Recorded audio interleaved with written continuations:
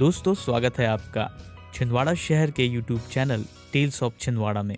आज की कहानी है भारत के हृदय मध्य प्रदेश के छिंदवाड़ा शहर में स्थित पाताल के ईश्वर पातालेश्वर भगवान शिव के मंदिर श्री पातालेश्वर धाम की।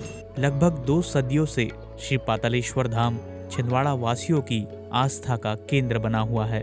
शहर के जिस क्षेत्र में यह मंदिर है, उस क्षेत्र का नाम भी इसी मंदिर के नाम पर पातालेश्वर पड़ा। श्री पातालेश्वर धाम का इतिहास करीब 250 वर्ष पुराना है। उस समय मंदिर के स्थान पर जंगल हुआ करता था। ज्ञात जानकारी के अनुसार करीब 250 वर्ष पहले गोस्वामी संप्रदाय से ताल्लुक रखने वाले अहमदाबाद के नागा संत गंगागिरी बाबा का यहाँ पर आगमन हुआ। इस स्थान पर पहले भी आ चुके संत गंगागिरी बाबा ने यहाँ पर धुनी रमाई। ऐसा कहते हैं कि एक रात्रि स्वप्न में उन्हें भगवान शिव ने दर्शन देकर इस स्थान पर जमीन के नीचे अपनी उपस्थिति का आभास करवाया और निकालने को कहा। उसी समय खुदाई करने पर धरती से लगभग 5 फीट नीचे भूरे रंग का एक शिवलिंग प्रकट हुआ। बाबा ने छोटी सी मणिया बनवाकर शिवलिंग की स्थापना करवाई और तभी से यहाँ पर पूजा अर्चना का क्रम शुरू हुआ। संत गंगागिरी बाबा के बाद आज तक उनके वंशज मंदिर में पूजा पाठ की जिम्मेदारी संभाल रहे हैं। देखिए, काफ़ी लंबा इतिहास है इस मंदिर का, लगभग 275 वर्ष पूर्व। जैसा कि नागा संत श्री श्री 1008 जो कि गुजरात जूनागढ़ अखाड़े से थे, उन्होंने प्रथम बार यहाँ पर आकर के अपने संतों के साथ निवास स्थान चुन लिया।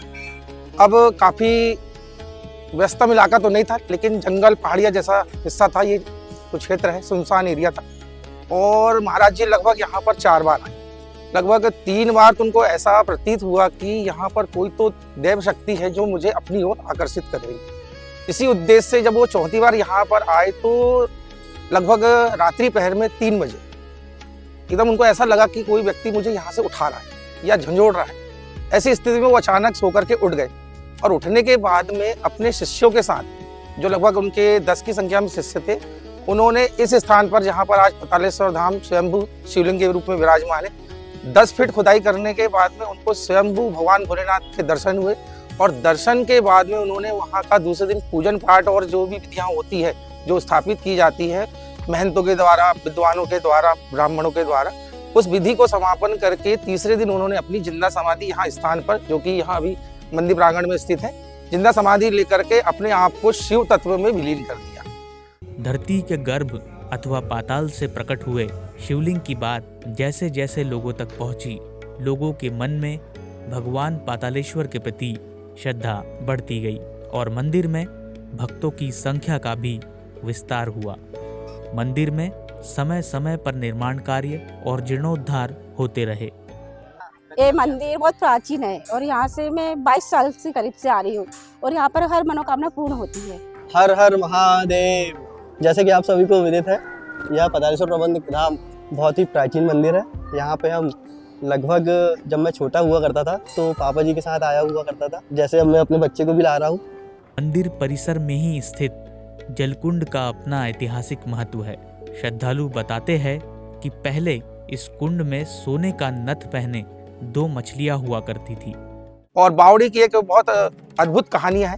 लगभग 40 से 50 वर्ष पूर्व 2 मछलियां जो थी राजगीर बाबा जी के द्वारा डाली हुई और काफ़ी समय तक वो जिंदा भी थी।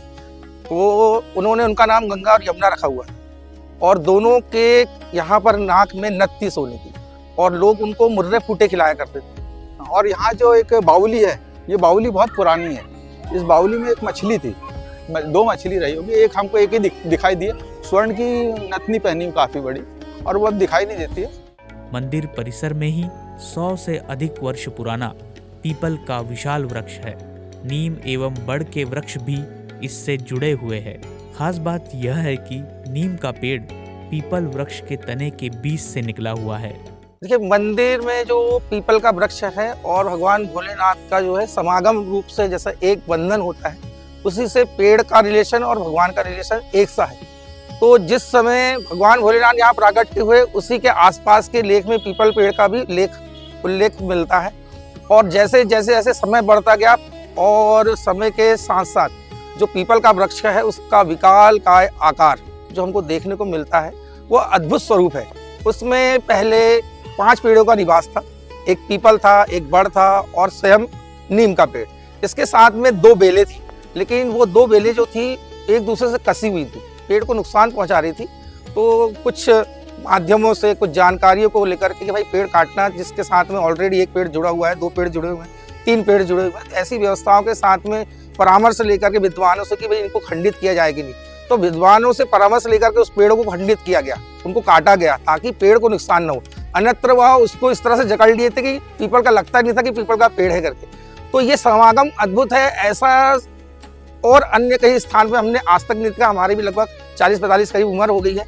हमारे माता पिता ने भी हमको ऐसा नहीं बताया कि किसी पेड़ में नीम का पेड़ निकला हो, बड़ का पेड़ निकला हो। माल कांगनी की बेला होती है, काफ़ी मजबूत होती है, वो उसके सहारे से आप चढ़ सकते हैं पीपल में, आपने देखा होगा।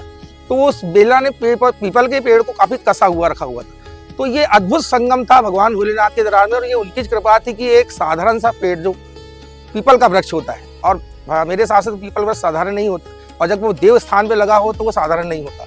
अन्यत्र किसी सुनसान स्थान पे लगा है तो वह अन्य हो सकता है या किसी अन्य दैवी शक्तियों का उसमें वास हो सकता है, लेकिन जहाँ भगवान भोलेनाथ के दरबार में पीपल का वृक्ष है तो वह निश्चित ही किसी चमत्कार से कम नहीं। ये मंदिर बहुत प्राचीन है और यहाँ पे आके हम लोग को बहुत ज़्यादा पॉजिटिविटी मिलती है, और ये काफ़ी बड़े स्तर पे बना हुआ है। यहाँ हर शिवरात्रि में बहुत अच्छा आयोजन किया जाता है। यहाँ बहुत से भक्त आते दर्शन के लिए, और यहाँ से आस्था बहुत जुड़ी हुई है। और ये उत्साह इतना देखने को मिलता है कि जब पब्लिक दर्शन के लिए आती है, हाथ में जल लोटेगा, मन में भाव पूजन के और भगवान का नाम लेते हुए, ये अद्भुत अनोखी अनुभूति होती है हमारे मन में कि एक भाव बढ़ रहे हैं लोगों के मन में आज के समय में कि लोग आकर के मंदिर के शिवालय में जाकर के अपने आप को धन्य कर रहे हैं। महाशिवरात्रि और सावन महीने के सोमवार को विशेष रूप से हजारों भक्त भगवान शिव के अभिषेक के लिए यहाँ पहुँचते हैं। जैसे कहते हैं कि 9 दिन की नवरात्रि होती है तो 11 दिन की शिवरात्रि होती है। भगवान जी का उत्सव, शिव जी का उत्सव बड़ा होता है। 11 दिन की शिवरात्रि इसलिए होती है कि जिस दिन गणेश चतुर्थी होती है उस दिन कलश की स्थापना होती है। उसी दिन से भगवान के प्राय अलग अलग स्वरूपों के भगवान के दर्शन और उनके पूजन होते हैं। तो 11 दिन उनके पूजन करके, और 11वें दिन जब लास्ट दिन रहता है, अंतिम प्रक्रिया रहती है, तो उस दिन भगवान को दूल्हे के स्वरूप में बनाया जाता है। उसको उनको भस्म के साथ में नहलाया जाता है, श्रृंगार कराया जाता है, महाआरती की जाती है लोगों, और बड़ी भक्ति भाव के साथ में जो इतनी आम भक्तों के मन में जो श्रद्धाएं जागी हैं, जो आज लगभग मान के चलो पिछले वर्ष लगभग 2 लाख के करीब लोगों ने दर्शन किए थे।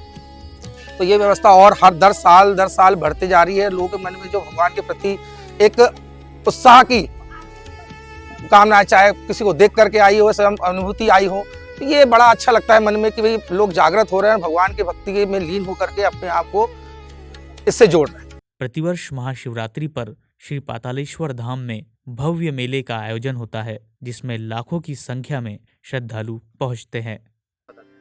ये हम 25-30 साल से आ रहे, करीब 30 साल बोलो तो श्योर है।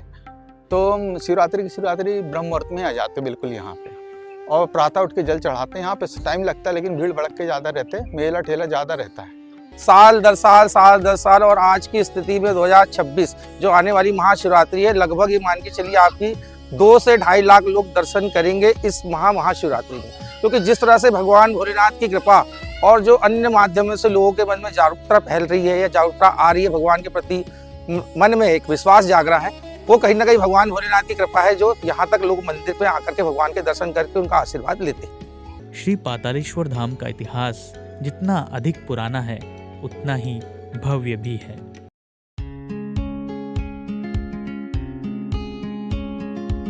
दोस्तों, वीडियो पसंद आया हो तो लाइक करें।